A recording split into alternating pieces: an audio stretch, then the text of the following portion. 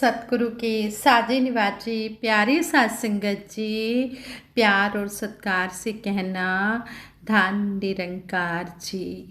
सबसे पहले सतगुरु माता जी का शुक्राना करते हैं, जिनकी अपार कृपा से हमारा यह जीवन का सफ़र तय हो रहा है। सतगुरु माता जी के आशीर्वाद से दासी आप जी के चरणों में ये विचार रखने जा रही है। आप जी ये विचार प्रवान करें, अगर कोई गलती हो जाए तो क्षमा करें। साध संगत जी, एक महात्मा अपने विचारों द्वारा हमें बता रहे थे, कहते हैं कि दास सत्संग में बैठकर ज्ञान चर्चा का आनंद ले रहा था, तभी अचानक मन में ख्याल आया कि जितने भी हमने सत्संग किए हैं, सत्संग का कितना फ़ायदा उठाया है हमने। हम ब्रह्म ज्ञान तो ले लेते हैं, परंतु उस तरफ बहुत कम ध्यान देते हैं। प्रायः यही सोचते हैं कि ज्ञान लेने से हमें सब कुछ मिल गया है, जबकि ज्ञान लेना तो हमारा भक्ति की क्लास में एडमिशन लेना होता है। यदि हम क्लास में नहीं जाएंगे तो क्या हम कुछ सीख पाएंगे? यदि महापुरुषों ने भक्ति के क्लास को सत्संग का नाम दिया है, यदि हम लगातार सत्संग रूपी क्लास में जाएंगे तो बहुत कुछ सीखेंगे और सही दिशा में आगे बढ़ेंगे। कुछ महापुरुष गीत बोलते हैं, कविता बोलते हैं, कुछ विचार भी करते हैं। हम जरा सोचें कि जो हम बोल रहे हैं उन्हें क्या हम अपने निजी जीवन में भी अपना रहे हैं? क्या हम कर्म रूप में ला रहे हैं? दास अपनी ही बात करेगा। सत्संग के अंदर किसी अधिकारी ने अगर कहा यह सेवा करो तो झट से तैयार हो जाते हैं, परंतु अगर घर वालों ने कोई काम कह दिया या कोई बात कह दी तो बस गुस्सा करके बैठ जाते हैं। क्या यही सत्संग में सिखाया जाता है कि गुस्सा करो, वो भी छोटी छोटी बातों का? जो सत्संग में बताई जाएं, सिर्फ वही तो सेवा नहीं होती। घर में जो कार्य कर्तव्य रूप में मिले हैं उन्हें भी तो सेवा ही मानना चाहिए और लगन पूर्वक निष्ठा पूर्वक निभाना चाहिए। सत्संग में यदि सभी अपने हैं और सबसे हम प्यार से बोलते हैं तो घर में भी तो सब अपने ही हैं। उनसे गुस्सा क्यों करते हैं? उनमें संतों का रूप क्यों नहीं देखते? घर पर अगर किसी से प्यार से बोले ही नहीं, कभी किसी को नमस्कार की ही नहीं, तो हमारी भक्ति अधूरी है। आगे महापुरुष कहते हैं कि दास यही महसूस करता है कि ज्ञान हमेशा घर से शुरू होता है।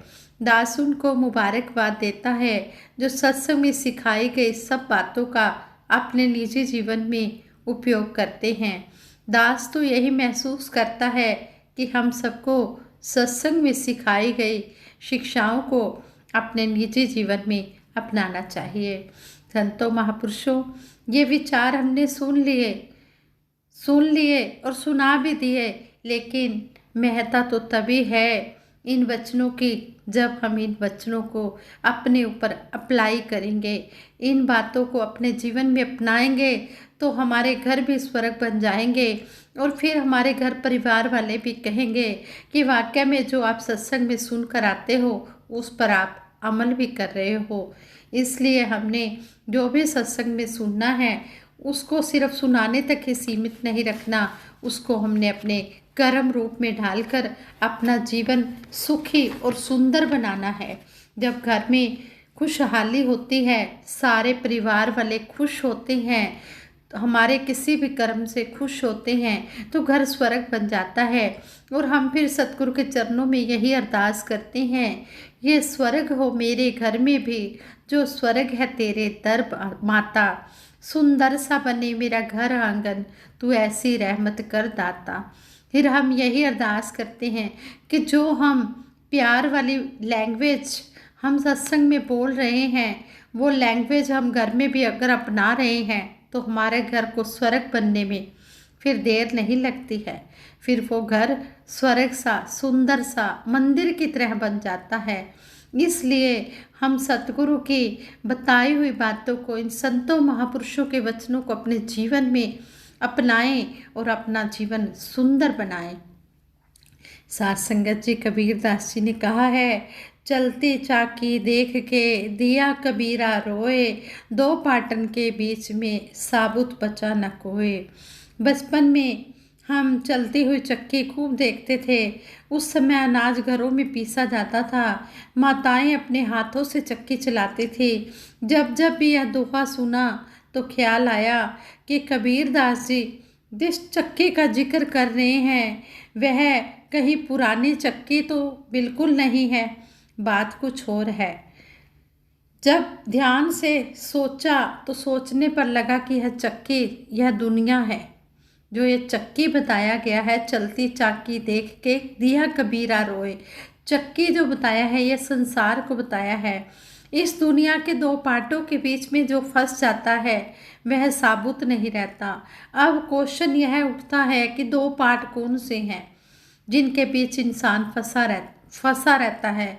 ध्यान गया, काम, क्रोध, लोभ, मोह व अहंकार है। लेकिन ये तो पांच है, ये तो दो हो नहीं सकते। तो फिर दो क्या है? ज्ञान व कर्म है। नहीं, ज्ञान और कर्म भी पार्ट नहीं हो सकते। ये तो कहते हैं कि ये समस्या तो है नहीं, ये तो समाधान है, ज्ञान और कर्म, इसलिए ये भी पार्ट नहीं हो सकते। फिर सवाल इतना गहरा चला गया कि दो पार्ट कौन से हैं। इस रिजल्ट पर पहुँचे कि दो पार्ट हैं अदला और बदला। गहराई से देखें तो हमारा पूरा संसारिक काम, व्यवहार इसी के इर्द गिर्द घूमता है। हम बीज बोते हैं ताकि फसल उगे, फसल उगाते हैं पेट भरने के लिए, अपने घर परिवार में तन मन धन खर्च कर देते हैं ताकि हमारी जो औलाद है, संतान है, ये बुढ़ापे में हमें सहारा दे सके।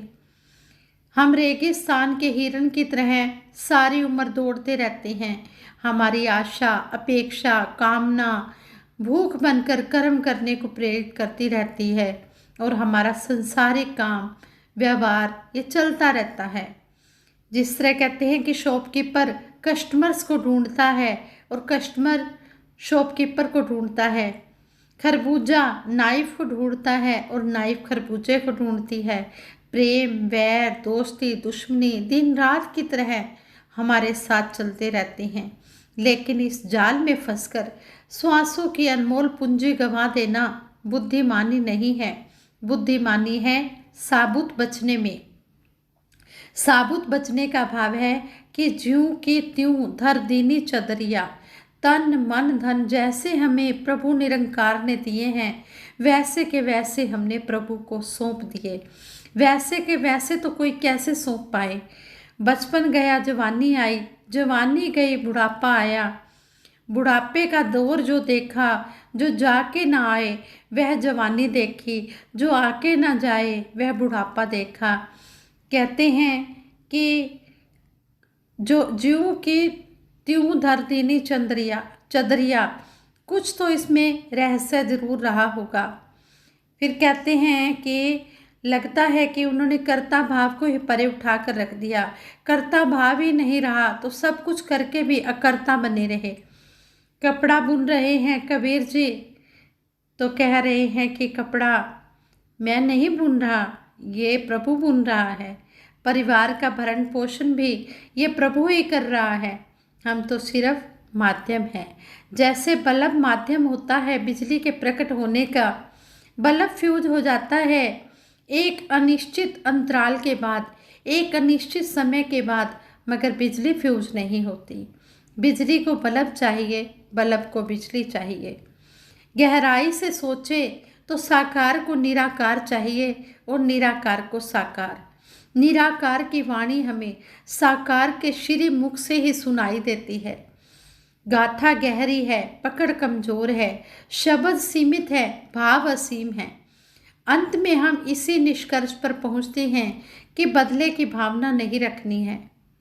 यदि बदले में कुछ देना ही चाहते हैं तो कुछ बदल कर दे। वैर के बदले वैर दिया तो बदलाव क्या हुआ? वैर के बदले तो प्रेम ही दिया जाना चाहिए। प्रेम के बदले भक्ति और भक्ति का बदला तो भक्ति ही है, क्योंकि शिखर पर तो एक ही होता है, अदले बदले का अस्तित्व ही खत्म हो जाता है। अभी इसी क्षण को भरपूर जीना है। एक क्षण पहले जो था वह बीत गया, एक क्षण बाद वाला आएगा कि नहीं आएगा, कौन कह सकता है। कर्म फल सिद्धांत के अनुसार जैसा बोएंगे वैसा काटेंगे। बीच में से खुद को अलग कर दें ताकि अनुकूल प्रतिकूल का अंतर ही खत्म हो जाए। खुशी रहे ना गमी, यह एकत्व होगा, तभी दुनिया के दो पार्टों के बीच में हम साबुत बच पाएंगे। अखंड निराकार की अंश आत्मा अखंड, यही भक्ति का शिखर है। कुछ ना होने का बदला इसी में स्थित हो जाना है। इस तरह हमें समझाया गया है कि हमने कर्ता भाव की भावना मन में नहीं लानी है। तू करता है जगत का, तू सबका आधार।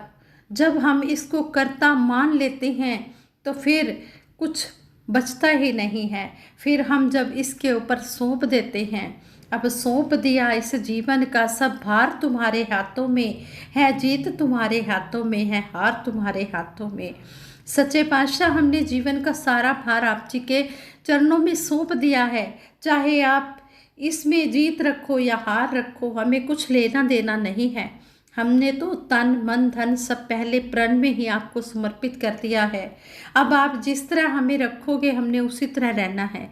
जिस तरह आप जी हमें शिक्षाएं दोगे हमने उन्हीं शिक्षाओं को अपने जीवन में धारण करना है। अगर हमने बदले की भावना रखनी है तो हमने प्रेम, नम्रता, विशालता, प्रेमा भक्ति, ये हमने बातें रखनी है। जब हमें कोई कुछ कह भी लेता है, कोई कटु वचन बोल भी देता है, तो हमने सहनशील बन जाना है। कोई हमसे अगर वैर रखता है, नफरत करता है, तो हमने प्रेम ही प्रेम देना है। चाहे कोई कितना भी अहंकारी है, लेकिन हमने उसको देखकर अहंकारी नहीं बनना, हमने नम्रता ही लानी है। इस तरह हमें सतगुरु समझा रहे हैं कि हमने अगर अदला बदला बनना है तो हमने बदलाव जो लाना है, हमने अच्छी बातों को ही जीवन में अपनाना है, हमने बुरी बातों को जीवन में नहीं अपनाना।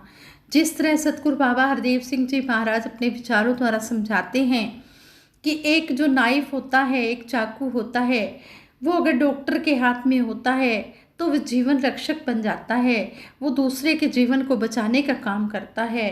और वही चाकू अगर किसी डाकू के हाथ में आ जाता है तो वो डाकू जीवन भक्षक बन जाता है, वो जीवन को मारने वाला बन जाता है, वो किसी की जान लेने वाला बन जाता है। चाकू एक ही है लेकिन सोच इंसान की अलग अलग है। जो डॉक्टर की सोच है वो अच्छी है, वो जीवन बचा रहा है, और जो डाकू की सोच है वो अच्छी नहीं है, वो बुरी है, उसके मन में वैर है, नफरत है, वो मारने का काम कर रहा है। इस तरह हमें सतगुरु समझा रहे हैं कि तुम्हें विवेक बुद्धि बख्शी है, ये ब्रह्म ज्ञान देने के बाद तुम्हें विवेक बुद्धि बख्शी है, तो तुमने इस विवेक बुद्धि के द्वारा जो तुम्हें समझाया गया है, जो सिखलाई दी गई है, उस सिखलाई पर ही चलना है। प्रेम, नम्रता, विशालता, सहनशीलता, क्षमाशीलता मन में लानी है। अगर कोई कुछ कह भी देता है तो उसको सहन भी कर लेना है, और अगर वो माफ़ी मांगता है तो उसे क्षमा भी कर देना है। क्षमा करने वाला बहुत ही महान होता है। और कई बार हमसे अगर कोई गलती नहीं भी हुई होती तब भी हमने दूसरे इंसान से माफ़ी मांग लेनी है। अगर वो बात को बढ़ा रहा है तो हमने उस बात को बढ़ने नहीं देना, वहीं पर ही माफ़ी मांग लेनी है। चाहे हमारी गलती नहीं भी है तब भी हमने यही कहना है कि चलो हमसे गलती हो गई। बाद में उस इंसान को जब अपनी भूल का पता चलता है तो वो यही उसके मन में फिर बात आ जाती है कि ये कितने संत महात्मा विशाल दिल के हैं, ये विशाल प्रभु से जुड़े हैं, तभी इनके मन में विशालता आई है। तो वो इस तरह के कर्म देखकर वो भी मिशन के साथ जुड़ते चले जाते हैं। तो इस तरह हमने संसार वालों को, सारा संसार जो है इसी का रूप है, हमने सभी को अपना बना के चलना है। जिस तरह हमें समझाया गया है जो भक्ति है वो घर से शुरू होती है। हमने जो हम बातें भवन में, सत्संग भवन में करते हैं, सभी के साथ प्यार की भाषा भी बोलते हैं, सेवा भी करते हैं, कोई छोटा बड़ा अपना पराया नहीं देखते, सभी को एक ही नज़र से देखते हैं तो हमने सारे संसार को एक ही नज़र से देखना है। ना कोई वैरी ना ही बेगाना, सगल संग हमको बनाई। कोई वैरी नहीं, कोई बेगाना नहीं, सारा संसार हमारा अपना परिवार है। जब ऐसी नज़र बन जाती है तो फिर कहीं भी कोई ऐसी बात ही नहीं आती, कोई वैर नफरत की बात ही नहीं आती, फिर विशालता ही विशालता नज़र आती है। और यही विशालता आज मेरा सतगुरु चाहता है। तो हमने अपने दिल को विशाल बनाना है, हमने नैरो माइंड नहीं बनना, हमने छोटी सोच नहीं रखनी, हमने ओपन माइंड बनना है। हमने अपनी सोच खुली रखनी है। अगर कोई कुछ कह भी लेता है तो हमने उस बात को सह जाना है। तेरी रजा में रहना, तेरी रजा में बहना और तेरी रजा में सहना आ जाए सच्चे पातशाह, यही आप जी के चरणों से हम आशीर्वाद मांगते हैं। इस तरह हमें आशीर्वाद देना कि हम आप जी के संग जिस तरह जुड़े हैं इसी तरह जुड़े रहें, और जो आप जी की सिखलाई है इस सिखलाई पर चलते हुए हम अपना जीवन गुजारते चले जाएं। संपूर्ण हरदेव वाणी में इस भाषा के ऊपर ही सतगुरु ने इतना सुंदर हमें शब्द द्वारा समझाया है कि प्रेम की भाषा सबसे उत्तम भाषा है। प्रेम की भाषा जिसने भी जानी है, पंडित में भी वो पंडित है और ज्ञानी में भी वो ज्ञानी है।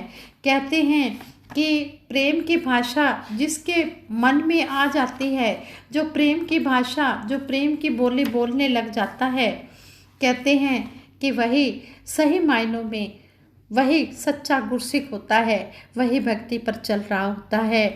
संपूर्ण हरदेव वाणी में शब्द नंबर 299 में सतगुरु बाबा हरदेव सिंह जी महाराज हमें इस शब्द द्वारा समझा रहे हैं। प्रेम की भाषा उत्तम भाषा दुनिया में कहलाती है। ये भाषा ही ऐसी है जो समझ सभी के आती है।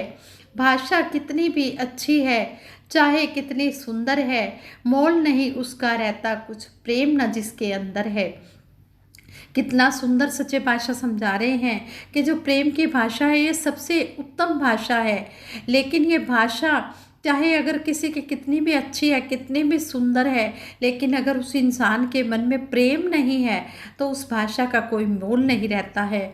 पंडित में भी पंडित है वो, ज्ञानी में भी ज्ञानी है जिस मानव ने इस दुनिया में प्रेम की भाषा जानी है। कहते हैं जिसने ये प्रेम की भाषा सीख ली है, जिसको प्रेम करना आ गया है, कहते हैं कि वो पंडित में भी पंडित है और ज्ञानी में भी ज्ञानी है। जिस भाषा में हो रहा इस मालिक का गुणगान है, कहे हर देव जगत में सबसे वह भाषा महान है। इस तरह हमें सतगुरु समझा रहे हैं, जिन प्रेम कियो तिन ही प्रभु पायो। जिसको प्रेम करना आ गया हर मानव के साथ, उसी ने ही प्रभु को पाया है। हरि व्यापक सर्वत्र समाना, प्रेम ते प्रगट होई मैं जाना। ये हरि परमात्मा यह हर जगह सर्वव्यापक है, लेकिन जिसने प्रेम कर लिया है उसी को ने प्रभु को पा लिया है। अगर हम इस प्रभु को पाना चाहते हैं तो हमने हर मानव में सतगुरु निरंकार का रूप देखते हुए हर मानव से हमने प्यार ही प्यार करते चले जाना है। अंदरों बारों इक्को होइए ताए रब परवान करे, कहे अवतारे भोले भाई बंदे दा कल्याण करे। अगर हम अंदर बाहर से पाक साफ है, बिल्कुल हमारा शुद्ध मन है, हम अंदर बाहर से एक हैं, तो कहते हैं कि फिर ये सतगुरु भोले भाई अपने भोले भाले भक्तों को ही अपने चरणों में स्थान देता है।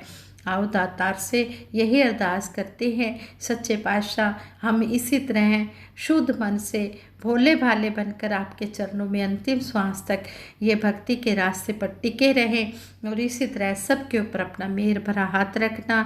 सभी के मन शुद्ध हों, पवित्र हों, पाक हों, सभी अंदर बाहर से एक होकर भक्ति करते चले जाएं। इन्हीं शब्दों से दासी सभी के भले की कामना करते हुए सिमरन करवाए कि सभी ने सिमरन में साथ देना है। तू ही निरंकार मैं तेरी शरण हाँ, मैनू बख्श लो। तू ही निरंकार मैं तेरी शरण हाँ, मैनू बख्श लो। तू ही निरंकार मैं तेरी शरण हाँ, मैनू बख्श लो। बोलिए सतगुरु माता सुदीक्षा सविंदर हरदेव जी महाराज की जय। निरंकारी राजमाता गुरु बचन अवतार की जय। साध संगत जी प्रेम से कहना धन निरंकार जी।